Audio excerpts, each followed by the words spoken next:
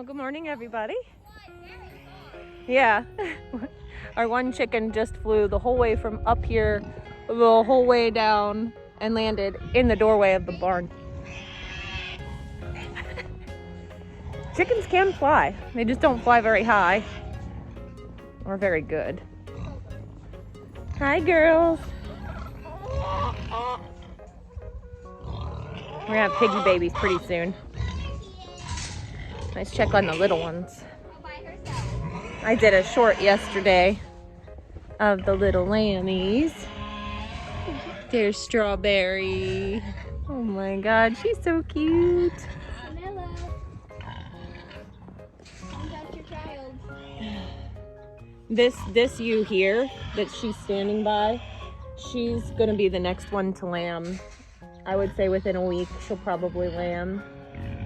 She's a seasoned mama as well, and she's very, very good about lambing. She'll be one that just come down and there'll be lamb. She usually has a single. I'm hoping for a set of doubles. And look at that little baby. Where's the other little babies? Let's see. Where's your babies at, huh? They sleeping? Oh, here they are. Nana, I have your child. There they are. The little babies. They're all doing very well. I got There's Strawberry. Hello, with your little floopy ears. Yeah.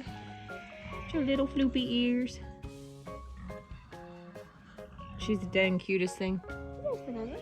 Yeah. Here's Mama. Her little ears.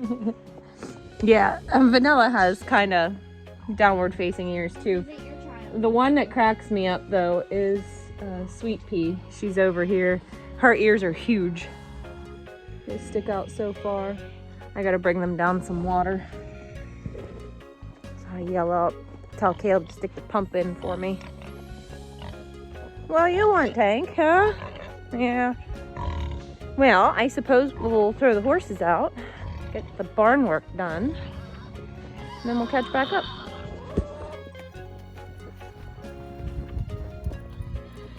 Gotta check their water, which is unfroze, which is good, but I gotta add some more. Athena was all fired up this morning. Hi, old man. How you doing? Hi. You're so dirty. You're so dirty. Don't leave me. I don't know where Athena's off to. Finch?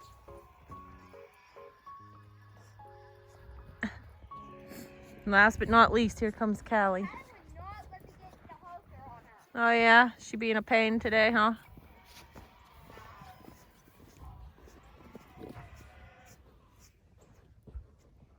I really thought the horses would be taking off playing in the snow. It might not because it's so muddy. It's not muddy. Hard. Go on, Callie. Good morning.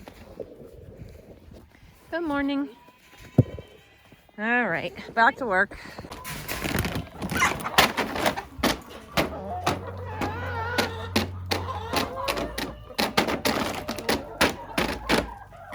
Never fails.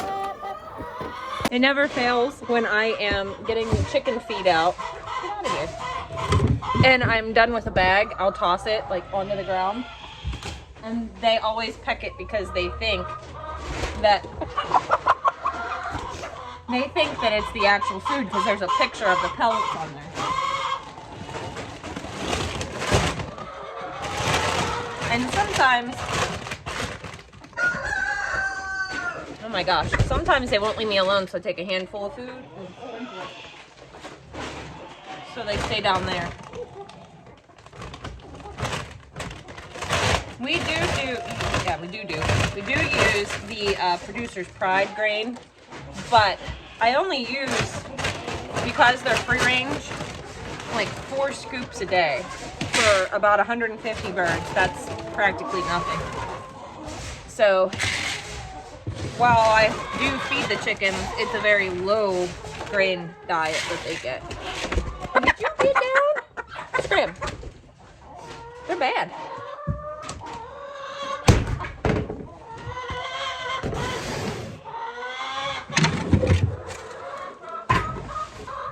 Okay, come on.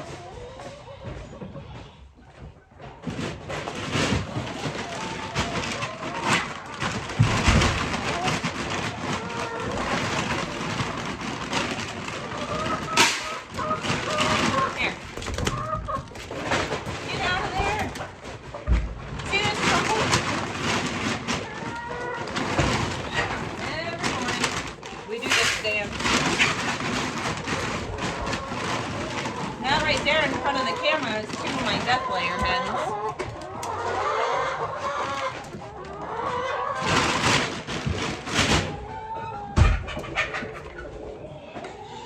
Red Fight Club going on down here. I think that needs... I'm a frigid panda. Okay. I think Red Fight Club needs to be made into a t-shirt or something. Not that I am a proponent of chicken fighting, but my chickens sure just fight every day, and it's usually two of the reds. Come on, girls. Let's go out into the snow. All right, sorry I gotta jiggle you around a little bit. That's why I usually don't bring you guys with me when I'm feeding the pigs and the chickens, because they get underfoot. And sometimes it's just more of a hassle. I put your food there. It's in there. It's on the ground. Eat it. It's in the snow. I know. Well, hi, girls. No, geez. Yeah, I'm getting there. Hold on.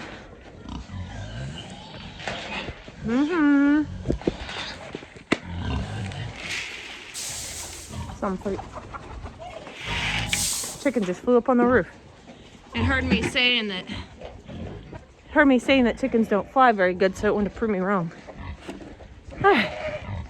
We're off to feed and tank. There she is with the big ears. She has airplane ears. Yeah, you got shocked. You can't lean on the fence, stupid. You're gonna get shocked again.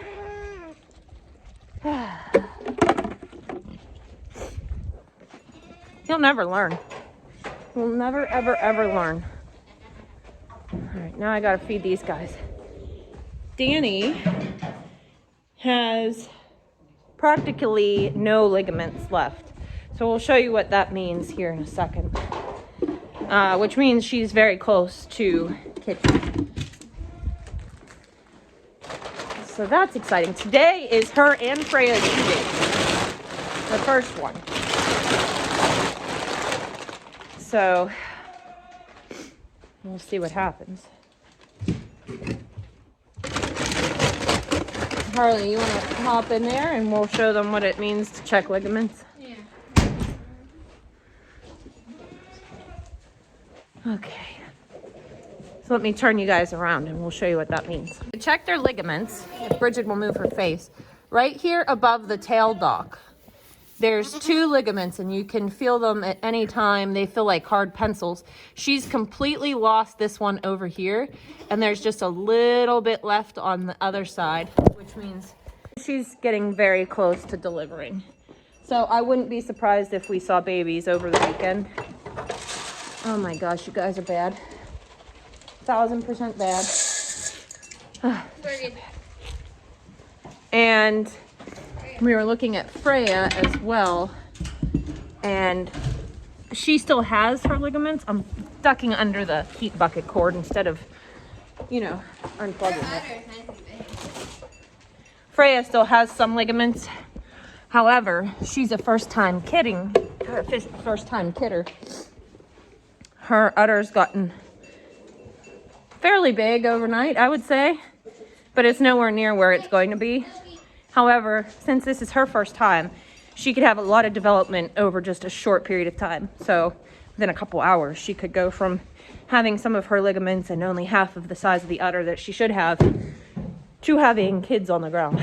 So just things to watch for. But literally, Danny couldn't get any bigger. Look how big. If she got any bigger, that belly would be on the ground. She's just huge. We decided to give the girls lots of hay. Yeah. This is how you know you're doing a pig breeding program in a good way.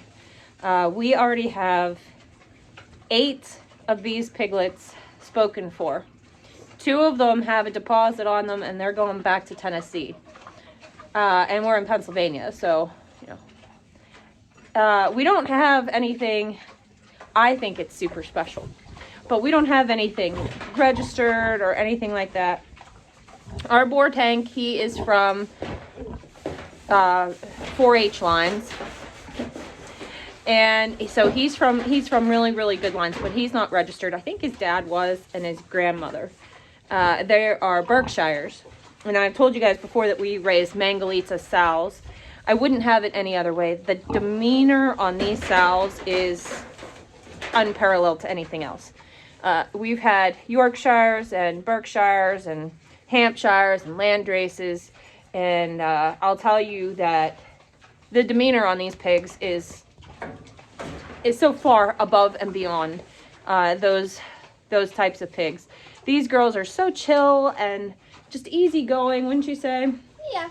And I'd say Roadhog was too, but she could get a little excitable. These guys are just so level-headed and so chill. But beyond any of that, the quality of the meat that comes from this cross is unbelievable. And you think pork is pork, and it's funny because Jeff felt that way for the longest time. And he didn't want the Mangalitsas because he thought they were a slower growing pig. Well, if you cross them on the Berkshire, they're really not that much slower growing. But you maintain the integrity of the Mangalitsa meat. But he didn't want the Mangalitsas because he thought they were a novelty breed and all of this stuff, you know. And he said, pork is pork. Let's just keep with the pink pigs. And, well, let me tell you. We started dipping into the Yorkshire-Berkshire cross pork. And he says, what's wrong with this pork? It doesn't taste very good. And I said, it's not that it doesn't taste good. It's just that you're used to that Mangalitsa cross. He doesn't even, the bacon, he's like, it just isn't the same. I said, I know. I said, I've been trying to tell you, this is a superior cross. So, yeah, we have these two. The reason why we heavily bedded them today is because I noticed that Peach's backside is looking very loose. So we could actually have piglets over the weekend as well. And she's due next week. All the babies over the weekend. Yeah, she's due next week. Kiwi's due in February. So we're going to have all of our piglets done and out of the way. This will be the only chance to get a piglet off of us this year. And like I said, 8 of them are spoken for. 2 of those 8 already have a deposit on them. So I'm pretty excited. I think that's just fantastic. You know, some people have a hard time moving their pigs along. But we're fortunate enough to have established a great base of customers. And whatever we don't sell, we're likely going to keep to raise out. The timing's perfect. When they're weaned, they're going to go out in the woods. So the cows will come off of their winter pasture, and the cows will go out to graze. And the pigs, the feeder pigs, are going to go where the cows are. It's a great trade-off. They'll clean up all the hay piles. They'll root it all up. And yeah, it'll be really, really good. I think also this year we're going to take the pigs to the USDA butcher, Cunningham's. It's about an hour from here. It's one of the only USDA butchers around. Well, I might look into Dixon's as well. That's another one that we can look into. The reason being, we usually go with a custom exempt butcher around here. You know, your local butcher, which I love doing. I love supporting. But we've had a lot of requests for cuts of pork, you know, by the cut. And when you go with a custom exempt butcher, you can't legally sell it by the cut, by the pound. So you can only sell it by the half, by the whole, etc. I actually have to call these USDA butchers to see what the availability is, because usually they're about like 8 months out, which is pretty far. So I'm going to have to call them and see if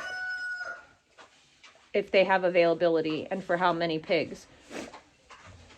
But I'd really like to be able to sell to the local community our product, because it is different. It is different than what you're going to go get anywhere else. You're not going to get it at the grocery store. And most of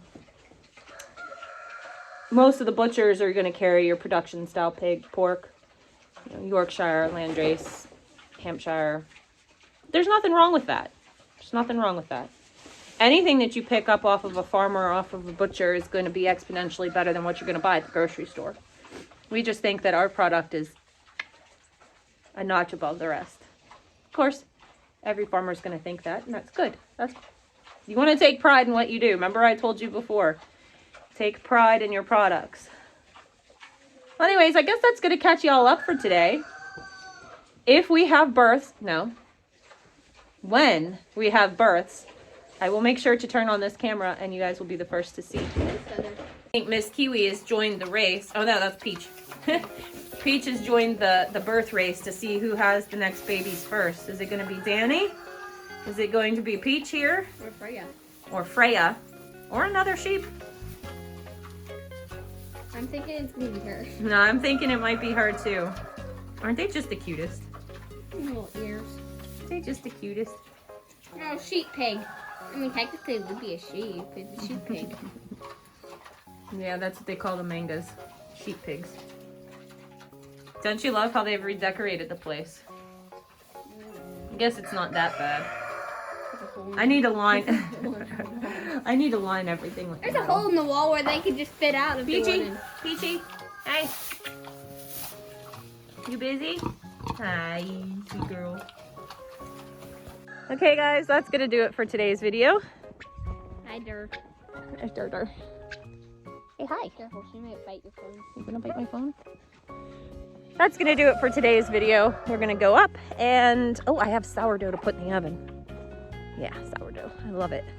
Tried a new sourdough loaf recipe and I'm liking the way it looks. So I'm always tweaking things, you know? Nothing's ever perfect.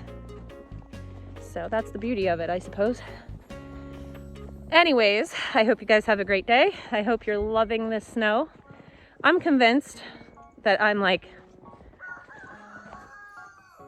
I must have come from a Nordic country or a Germanic country in a previous life because I love the snow. I love the winter. I love the cold. I think it's beautiful and silent and just so romantic. Anyways, guys, we're gonna catch you tomorrow. Bye.